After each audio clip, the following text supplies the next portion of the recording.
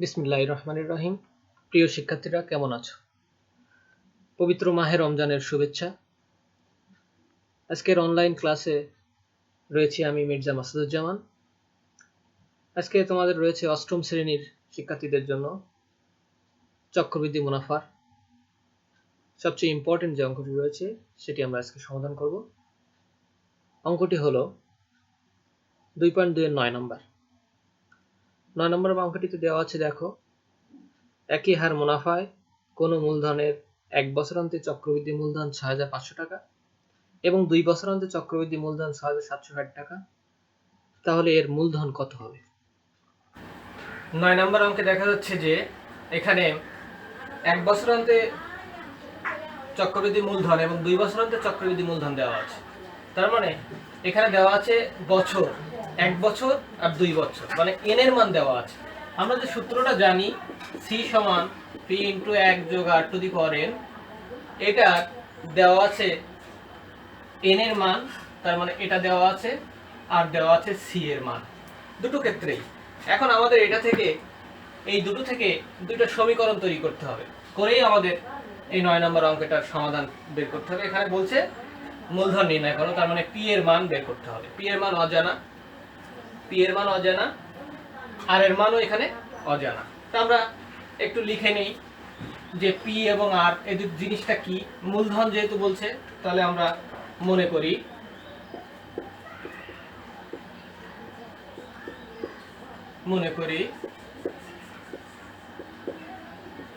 মূলধন সমান p, আর একটা অজানা দেওয়া আছে মুনাফার হার সমান r। আমাদের এই দুইটা জিনিস, মূলধন এবং মুনাফার হার, দুটো ক্ষেত্রেই একই, কারণে একই ব্যক্তি একই হার মুনাফায় এই কাজটা করছে, এই জন্য একই টাকা লেনদেন করে আমাদের এই জন্য মূলধন এবং মুনাফার হার দুটো ক্ষেত্রেই একই হবে। এরপর আসি আমরা একটু প্রথম ক্ষেত্রে, অর্থাৎ প্রথম লাইনটা। অঙ্কটা করার সিস্টেম হলো, যখন তুমি অঙ্কটা শুরু করবে তখন প্রথম যে লাইনটা বলছে শুধু সেই লাইনের কাজটুকু তোমাকে করে নিতে হবে। এখানে প্রথম লাইন কি বলছে সেটা একটু দেখি। প্রথম ক্ষেত্রে বলছে একই হার মুনাফায় কোনো মূলধনে 1 বছরান্তে চক্রবৃদ্ধি মূলধন 6,500 টাকা। তাহলে প্রথম ক্ষেত্রের কাজটা আমরা একটুখানি করে নিই, যদি ভেঙে ভেঙে করি, এভাবে না করে খুব সংক্ষেপে করা যেত, তবুও আমরা একটু বিস্তারিত করছি যাতে বুঝতে সুবিধা হয়। প্রথম ক্ষেত্রে মূলধন মুনাফার হার দুটোই একই আছে, কিন্তু n এর মান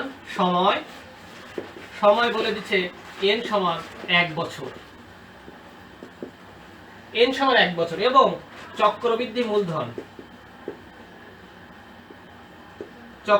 মূলধন c এর মান দেওয়া আছে 6,500 টাকা। তাহলে প্রথম ক্ষেত্রে যে শর্তটা ছিল, তাহলে সেই শর্ত অনুযায়ী, প্রথম শর্ত অনুযায়ী এখানে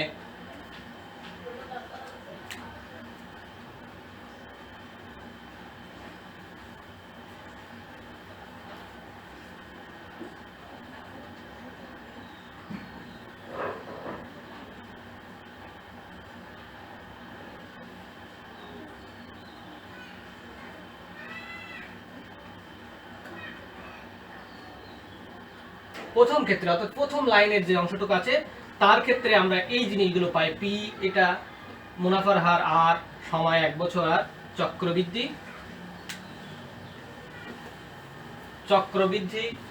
মূলধন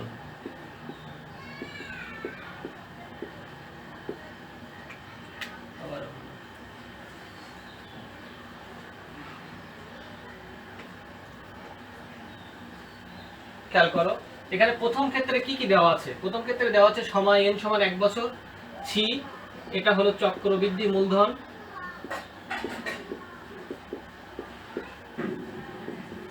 বা সবৃদ্ধি মূল, এটা দেওয়া আছে 6,500 টাকা। এই কয়টার জন্য প্রথম ক্ষেত্রে যেহেতু 1 2 3 4 এই চারটা চলক কি এখানে আছে, এই চলকের মান দুইটা দেওয়া আছে, দুইটা দেওয়া নেই।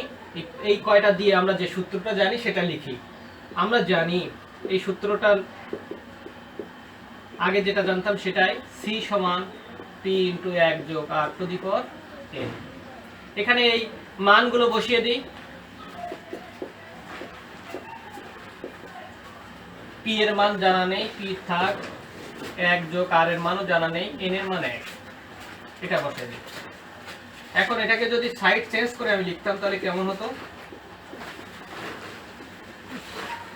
টু দি পাওয়ার অন, কোনো কিছু পাওয়ার 1 দেওয়ার সেটা থাকা একই কথা, সুতরাং টু দি পাওয়ার অন না দিলেও হতো।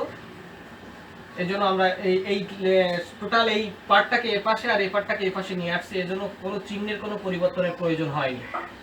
আমরা এই পর্যন্ত রেখে এটাকে 1 নম্বর সমীকরণ দিয়ে দিতে পারি।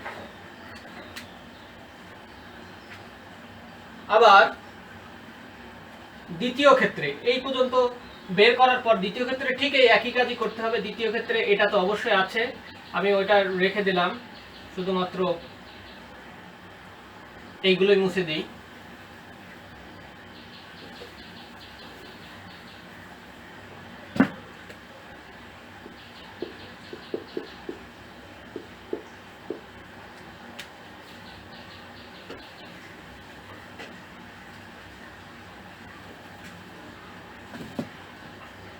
আবার দ্বিতীয় ক্ষেত্রে n এর মান আছে 2 বছর,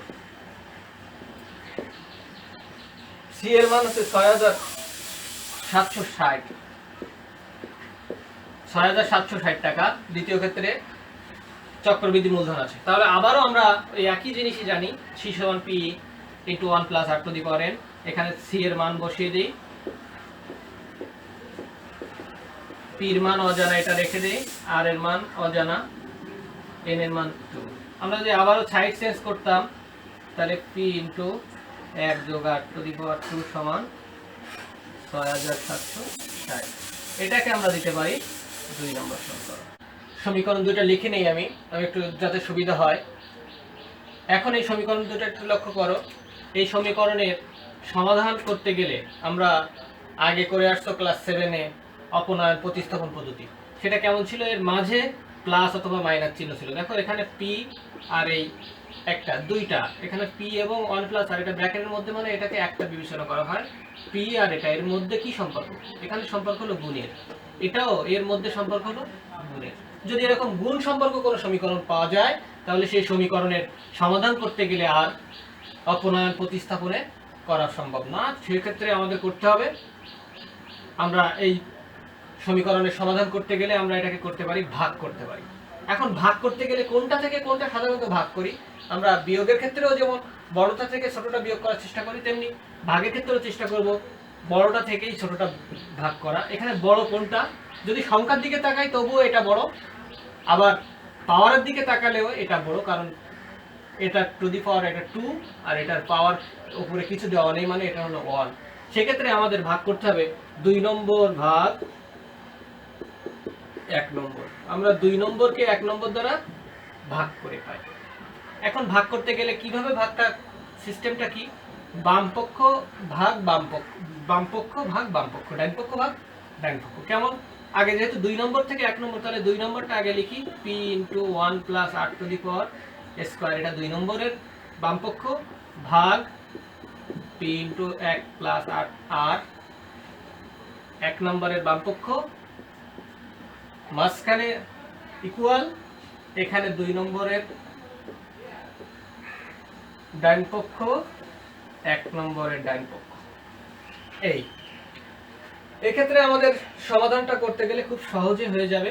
একটু খেয়াল করো, এখানে p একটা আছে, এখানেও p একটা। এখানে গুণ সম্পর্ক, যদি গুণ সম্পর্ক থাকে তাহলে কাটাকাটি করা যায় বা ভাগ করে দেওয়া যায়। এখানে যদি ভাগ করে দিই আমি, তাহলে p আর p এই দুইটা উঠে যায়। 1 + r to the power square বা 2, আর এটা 1 + r টু দি পাওয়ার 1। এখানে দুইটা আছে 1 + r। আমরা জানি যদি এরকম থাকে a²/a, এটা কাটাকাটি হয়ে থেকে যায় a, কেননা এখানে a আছে দুইটা আর এখানে একটা, দুইটা থেকে একটা চলে গেল। এখানেও সেরকম 1 + r², মানে 1 + r আছে দুইটা আর 1 + r নিচে আছে একটা, দুইটা থেকে একটা চলে গেলে থাকে 1 + r, শুধুমাত্র 1 + r একটা থাকে। এটা সমান, এটা যদি কাটাকাটি 0 0 কাটতে তুমি থাকতো 6 7 6 ভাগ 6 5 0। এটা এরকম না করে সরাসরি ক্যালকুলেটরে তুমি এটা বসিয়ে দিতে পারো। কি হবে? 1 + r সমান 1.04। এটা ক্যালকুলেটর করলে এটা হবে। এখন এই যেটার মান আমরা এখানে পেয়েছি 1 + r, এটা দেখো, এটার সাথে 1 নম্বর সমীকরণের সরাসরি এটার মান ওখানে বসানো সম্ভব। যদি অঙ্কটা শুধুমাত্র পি এর মান বের করে তাহলে আমরা এই পর্যন্ত রাখলেই হবে, কিন্তু যদি আর এর মান বের করতে বলে সেক্ষেত্রে আমাদের 1টা ওই পাশে নিয়ে আবার আর এর মান বের করতে হবে। এখন যেহেতু শুধুমাত্র পি এর মান বের করতে বলছে, আমরা আর করছি না, শুধুমাত্র পি এর মান বের করার চেষ্টা করব। এখন এখানে যে সমীকরণের সিস্টেম মান বের করার জন্য একটা সমীকরণ থেকে একটা কিছু মান বের করে আরেকটা সমীকরণে বসানোর চেষ্টা করতে হয়, দেখি আমাদের কাঙ্ক্ষিত মানটা পাওয়া যায় কিনা। এখানে 1 প্লাস আর এর মান পেয়ে গেছি। এখানে দুইটা সমীকরণ থেকে যে কোনো একটা সমীকরণে যদি 1 প্লাস আর এর মান বসায় তাহলে আমরা পি এর মান অটোমেটিক্যালি পেয়ে যাব। এখন সবচেয়ে সহজ ইজি ভাবে বসানো ইজি হলো 1 নম্বর সমীকরণে, কারণ এখানে সরাসরি হুবহু এটাই বসানো যাচ্ছে, এর উপরে পাওয়ার আপাতত কিছু নাই। সেজন্য আমরা সরাসরি 1 নম্বর সমীকরণে বসাবো। 1 নম্বর সমীকরণে 1 প্লাস আর এর মান বসিয়ে আমরা এটা একটু লিখে নেই আর বাকি সমীকরণগুলো মুছে দেই। শুধুমাত্র 1 নম্বরে বসাবো এটা আর এর মান, 1 প্লাস আর এর মান। তাহলে একটু লিখি 1 নম্বর সমীকরণে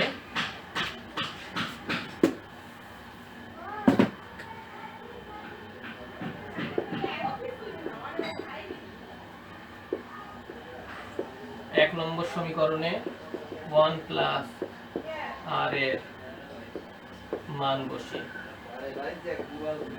বসিয়ে পাই। 1 নম্বর সমীকরণটা এখানে আছে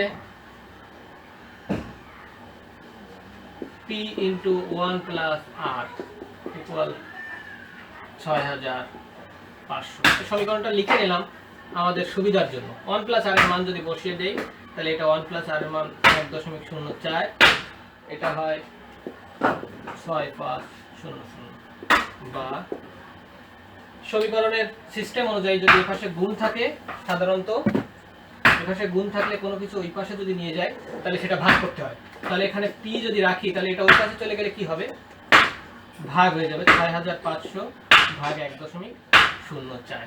এটা যদি আমি ক্যালকুলেশন করি তাহলে আমি অটোমেটিক্যালি পেয়ে যাব ক্যালকুলেটরের সাহায্যে 6250। অতএব এখানে আমাদের সে কাঙ্ক্ষিত মূলধন সমান 6250।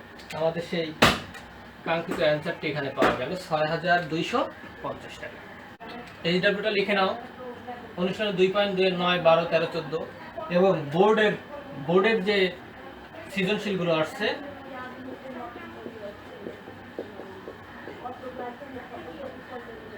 সেইগুলো করে ফেলবে আপাতত, তারপরে আরো প্র্যাকটিস করতে হবে পরে।